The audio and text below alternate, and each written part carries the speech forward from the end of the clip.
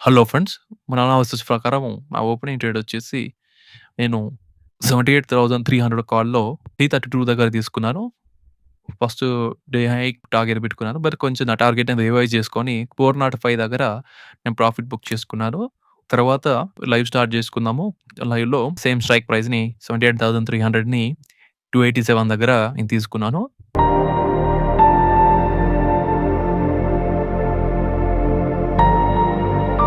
మళ్ళీ 245 దగ్గర యావరేజ్ చేశాను.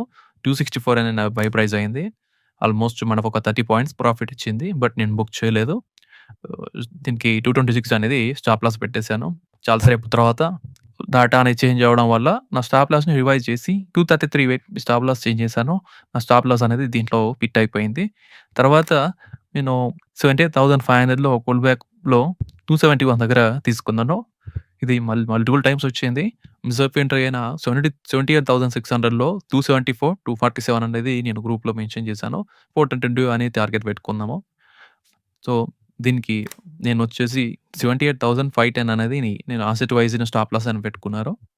తర్వాత 2 స్ట్రైక్స్ తీసుకున్నాం కదా! సో, దీంట్లో 78,500లో నేను కొంచెం లోయర్ లెవెల్‌కొచ్చినప్పుడు యావరేజ్ చేశాను. నా యావరేజ్ ప్రైస్ వచ్చేసి 248 అయింది.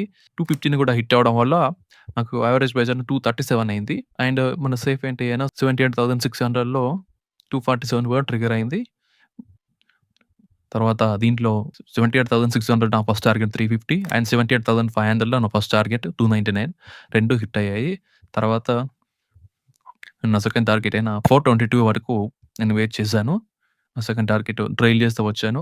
దాంట్లో 78,600లో 422 అనేది టార్గెట్ హిట్ అయింది. 78,500లో 352 అనేది నా టార్గెట్ హిట్ అయింది. ఇవి 2 నేను మల్టిపుల్ అకౌంట్స్‌లో తీసుకున్నాను. లైవ్‌లో ఉన్న వాళ్ళు కూడా తీసుకున్నారు. Thank you. Please do subscribe to my channel and hit the bell icon.